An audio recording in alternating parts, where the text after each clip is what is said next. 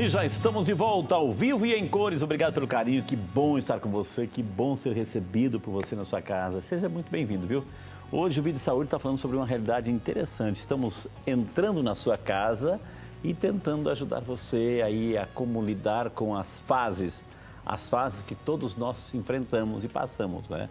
Às vezes algumas mais serenas, outras mais turbulentas. E essa fase que estamos verificando hoje, da infância à adolescência, com o nosso grandíssimo amigo e grande profissional, Dr. Geraldo Baloni, que eu quero mandar um beijo aí para dona Maria, que é a mãe dele que está assistindo. Ele falou que tem um fã-clube aí do programa. Obrigado, dona Maria, parabéns pelo filhão aí. E a tia Santinha lá, ela é de Paulínia, não? É de Campinas. De Campinas, e a mãe está aí em Paulínia. É. Paulínia, um beijo aí para vocês aí, Deus abençoe, viu? Doutor, a gente está vendo essas fases aí, então até os 12 anos a gente define como criança, né? É difícil uma criança. Aí, onde termina, seja, a adolescência?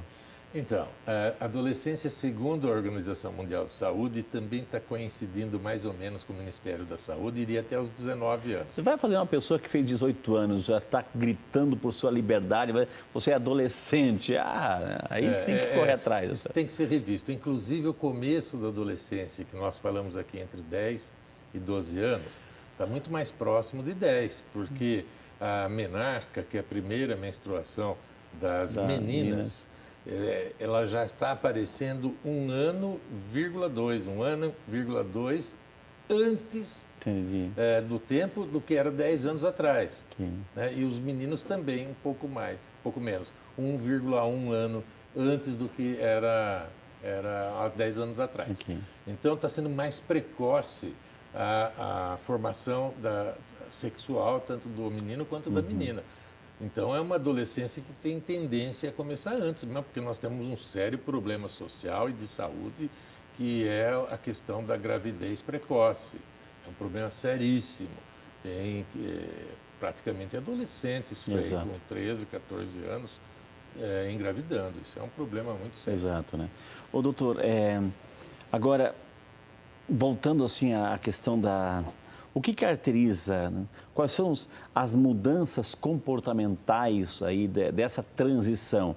A criança, adolescente, ele passa essa fase serenamente ou apresenta, pela carga hormonal, também um comportamento, talvez, não sei, porque muita gente sabe, é a fase da aborrecência. Por que as pessoas dizem isso, doutor? A aborrecência, na realidade, quer dizer que o adolescente não se adequa, não é adaptado, de um modo geral, à família ou à sociedade. De fato, aqui, nem todos, né? Mas aqueles que têm uma dificuldade adaptativa são os que mais darão problemas e aqueles que mais podemos investigar por que ele está com essa dificuldade adaptativa.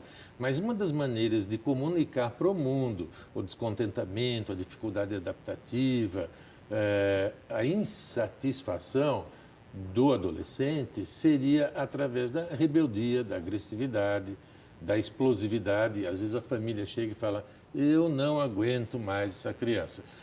Às vezes, esse comportamento agressivo, impulsivo, explosivo, tem uma conotação até depressiva, pode ter. Outras vezes, também, apesar de ser uma conotação depressiva, mais forte é um componente genético. E é muito engraçado a brincadeira que eu faço quando está o pai, a mãe e o adolescente, e eles ficam se queixando do adolescente. Olha, ele é rebelde, ele é agressivo, ele é bravo, ele responde mal, papapá. Aí eu vou continuando a consulta. O seu caso é na consulta, o meu é quando você... Frei, dá uma benção que ele está muito rebelde, Frei. Isso, exatamente. Aí eu descontraio, ele esquece um pouco que eu perguntei isso, aí eu falo, mas então o menino puxou mais para quem? Para o senhor ou para a senhora? Ele... Sou eu escrito. Então você também precisa tratar. É verdade, né? Então é rebeldia? Rebeldia, explosividade, impulsividade e agressividade. Então eles têm dificuldade de lidar com o fator obediência, doutora? Obediência e a contemplação e a espera, né? O adolescente não tem isso. Como eu disse no outro bloco, ele é imediatista, ele quer agora para agora. E os pais sabem bem do que eu estou falando, que tem momentos que ninguém aguenta a insistência e a pressão que eles fazem, né? Para ser exatamente agora. Eles querem ser prontamente atendidos. Mas não é uma via de mão dupla. Porque se ele estiver sentado, mexendo no computador, a mãe ou o pai pede para fazer alguma coisa, daqui a pouco eu vou, espera um pouco, não sei o quê. Para tomar banho, para fazer alguma coisa, para lavar louça, ajudar a secar louça, etc. Isso faz até parte do normal, né, da adolescência. O senhor falou de rebeldia, nós preparamos uma matéria, é isso, diretor? Uma matéria sobre esta fase justamente e como lidar com a rebeldia na adolescência. Vamos acompanhar, o doutor vai comentar depois. Crianças e adolescentes passam por várias mudanças durante essa fase de crescimento e a rebeldia se torna uma característica própria da idade. Quando você explica para sua filha, né, para o seu filho, como ele tem que se comportar diante da sociedade e ele se recusa de imediatamente ter aquela disciplina. Isso para mim é rebeldia. Uma explosão quase que instantânea de um ser que até ontem ele recebia ordens e cumpria. E a partir de um certo momento ele acha que também é autônomo, que sabe agir, tem liberdade para fazer aquilo. Só que ele não pensa. Então ele toma as atitudes de forma impensada e acaba provocando uma série de atritos. Ela é normal. Na idade, principalmente que eles estão, já adolescentes, eu creio que isso não é um problema. Basta a gente conseguir controlar isso, porque eles têm uma visão diferente e começam a questionar um sistema do qual eles vivem. A rebeldia não precisa ser um problema. Para esse grupo de pais, a relação entre pai e filha é o fator determinante. Às vezes a criança vem rebelde, ela vem num tom de voz elevado, a gente já se irrita. Então você saber aquilo que você acredita nos seus valores, em função disso você saber responder com a criança e dialogar com ele, né? Em todas as oportunidades que eu tenho, eu procuro conversar. Chego para buscá-la na escola e pergunto como que foi o seu dia, né, na escola. No momento que a gente está reunido na mesa, né, fazendo as refeições, comentando sobre as reportagens, a TV. Né? Todo momento a gente resgata um pouquinho dessas conversas. O que a gente percebe é que a ausência causa assim, uma ansiedade. E essa ansiedade pode desencadear uma forma diferente de chamar a atenção. Isso nós já observamos em casa. Então, se disser que a ausência não traz nenhum prejuízo, é evidente que sim. Eu acredito que as amizades influenciam bastante. E também procuro conhecer sempre os amigos, saber quem são, a família. Os filhos também falam o que pensam do relacionamento com os pais. Eu gosto muito do meu relacionamento com os meus pais, principalmente porque a gente pode conversar sobre tudo, assim, entre nós, assim, e confiar, assim, certos pontos, claro. Tem os segredos, que eu acho que é meio nossa profissão, esconder algumas coisas, mas faz parte. E eu confio bastante neles e gosto muito, assim, de conversar com eles. Precisa ter sempre, assim, alguns limites, porque a gente nunca vai poder fazer o que a gente quiser, assim, na vida. Então, acho que eles estão preparando a gente já para o futuro. Como que é o relacionamento com seus pais? Bom, eu acho que o meu relacionamento com meu pai e com a minha mãe são muito bom. É de extrema confiança, porque eu sempre aprendi com ela que a confiança é a base de tudo. Confio muito neles, eu converso sobre tudo. E eu acho que tudo que eu precisar, eu posso contar com eles. Ele até fala que eu tudo posso, mas assim, nem tudo eu devo. Daí eu penso que assim, os limites são importantes. Eu acho que tem que pôr sim limites, porque para saber com quem tá indo, onde tá indo, tá certo. Minha mãe é muito minha amiga, mas eu tenho sempre um momento que eu quero pra mim, sabe? Que eu não quero contar pra ninguém, aí é uma coisa mais minha. Mas aí no final eu acabo pedindo, mãe, me ajuda, tá acontecendo isso. Aí ela acaba me ajudando, mas eu confio muito nela. Marisa é orientadora educacional e fala sobre o papel da escola para auxiliar os pais na educação. Hoje o diálogo veio para poder resolver isso. A comunicação ela é necessária para dizer não gostei disso ou não gostei daquilo. Então, qual é a nossa contribuição enquanto escola? Muitas vezes orientar. Está demais, está em excesso alguma coisa, está em prejuízo em outras coisas, está se tornando ausente em outras situações. A educação é fundamental, o apoio dos pais é necessário para os filhos aprenderem com as mudanças. Com diálogo, firmeza e limites, o amor está na correção. E procurar fazer ele entender que tudo é para o bem dele. né?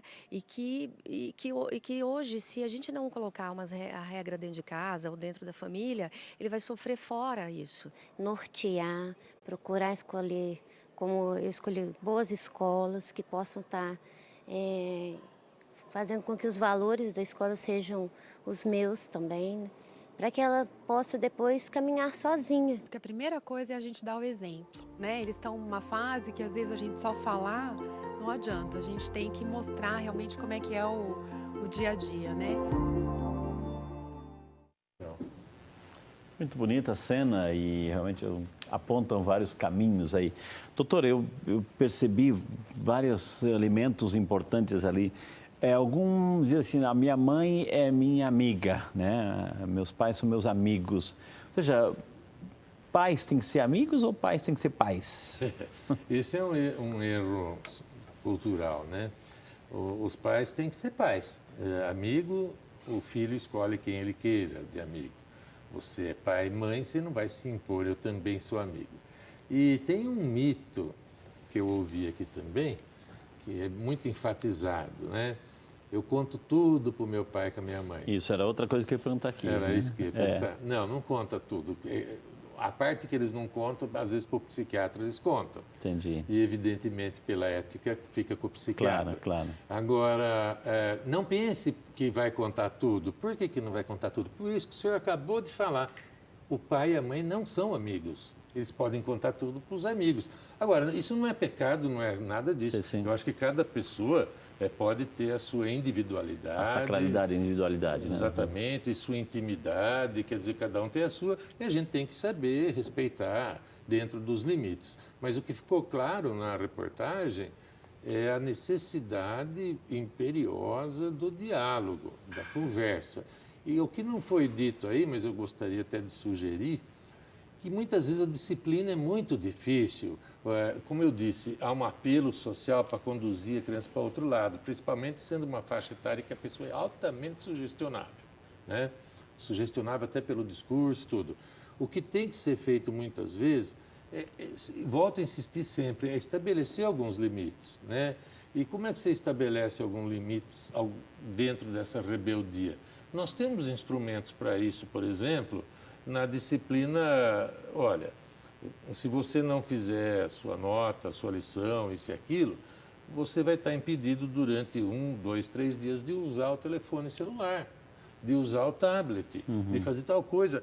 Claro que tem que ter uma questão comportamental, qualquer psicólogo sabe disso, qualquer psiquiatra sabe disso, que a parte comportamental funciona com reforço negativo e reforço positivo. Porque se a pessoa não souber lidar com os nãos, exato. Ou seja, é isso que acho que vocês... A frustração, né? Isso quer dizer, a frustração, ou seja, é sempre sim, na hora de um não, né?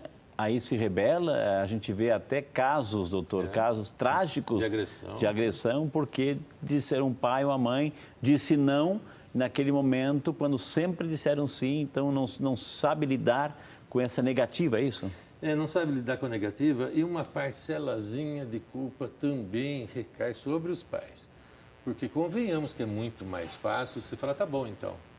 Ceder. Agora, falar não, explicar por que não e aguentar o repuxo de vai haver uma revolução por causa desse não, é muito mais difícil. Porque a gente fica imaginando, doutor, assim, que a gente já presenciou. Por que não? Por que não? Os porquês, o porquê não. Ou seja, tente me convencer. Não é a autoridade do pai que vê lá na frente, que sabe do que tem um controle. Não. Por quê? Me explica por que não. E ainda tem a questão de, mas todo mundo faz. Mas todo mundo vai. Mas todo mundo... E aí o pai com a mãe ficam numa situação muito delicada. Mas é muito difícil realmente dizer um não no momento adequado. Evidentemente tem que ter sensatez e sustentar esse não, porque a criança tem que ter, o adolescente tem que ter limite, tem que ter noção do que pode, o que não pode, quais as consequências, senão lá na frente ele vai ter sérias dificuldades. Vamos então, eu vou chamar o nosso intervalo, na sequência eu vou perguntar para o doutor Geraldo, e aqueles casais que só têm um filho único, como lidar com isso, né? Como lidar com isso? Ou quando chega um irmãozinho, como lidar com essa questão? E também essa questão do... Será que falam tudo de verdade? E como os pais podem chegar no universo da intimidade numa fase de transição? essas ferramentas que o Dr. Geraldo vai fornecer para você que é pai, você que é mãe, viu? Portanto, não sai daí, a gente volta já só para você.